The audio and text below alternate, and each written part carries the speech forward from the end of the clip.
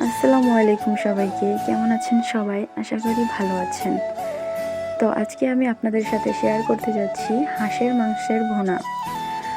এই শীতে গরম গরম ভাতের সাথে হাঁসের মাংস না খেলে কি চলে? তো চলুন আজকে হাঁসের মাংসের ভুনার রেসিপিটি দেখে নিই। তো আমি এখানে 1 কেজির উপরে হাঁসের মাংস নিয়ে নিলাম, সাথে আলু কেটে নিলাম।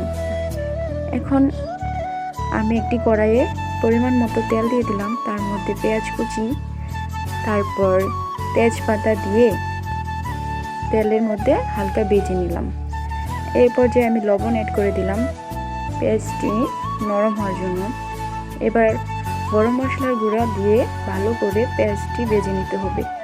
এ পর্যায়ে আমি 1 টেবিল চামচ আদা বাটা, রসুন বাটা, পেঁয়াজ বাটা দিয়ে ভালো করে নেড়ে চেড়ে দেব, যেন এগুলো কাঁচা স্মেলটি যেন না থাকে। এই পর্যায়ে আমি ধনিয়ার গুঁড়া, জিরা গুঁড়া দিয়ে অ্যাড করে দিলাম। এবার একটু নাড়াচাড়া দিয়ে হলুদ গুঁড়ো, মরিচ গুঁড়ো দিয়ে সামান্য পানি দিয়ে মশলাটি কষিয়ে নেব। এই তো মশলা কষানো হয়ে গেছে। এ পর্যায়ে আমার পরিষ্কার করে রাখা হাঁসের মাংসগুলো আমি দিয়ে দিব মশলার মধ্যে। এই তো দিয়ে দিলাম। এবার হাঁসের মাংসগুলো মশলার সাথে ভালো করে মাখিয়ে নিতে হবে, সম্পূর্ণ ভালো করে মাখিয়ে নিতে হবে। মাখানোর মধ্যে আলাদা একটা টেস্ট থাকে। একটু মাখিয়ে নিলাম। এবার সামান্য একটু পানি অ্যাড করে নেব।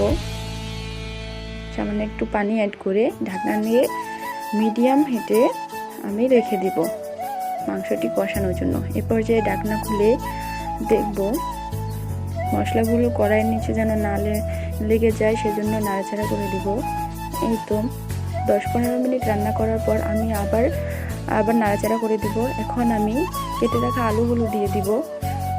এটা অপশনাল, আপনারা দিতেও পারেন, নাও দিতে পারেন। এখন রসুনের কোয়া কয়েকটা দিয়ে দিলাম আমি স্বাদের জন্য।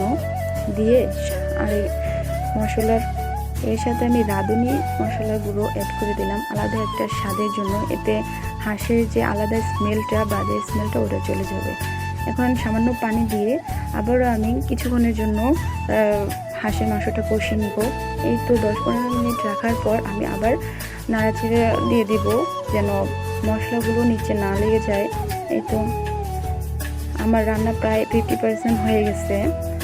এই তো এখন আমি আবারও সামান্য পানি অ্যাড করে দেব, যেহেতু মাংসটি পুরোপুরি সিদ্ধ হয় নাই, এই কারণে একটু পর নাড়াচাড়া করে দিব, যেন মাংসটি কড়াইয়ের তলায় না লেগে যায়।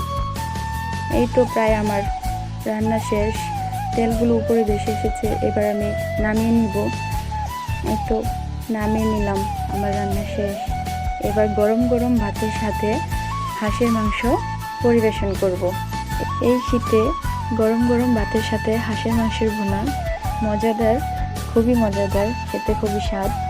ধন্যবাদ সবাইকে ভিডিওটি দেখার জন্য।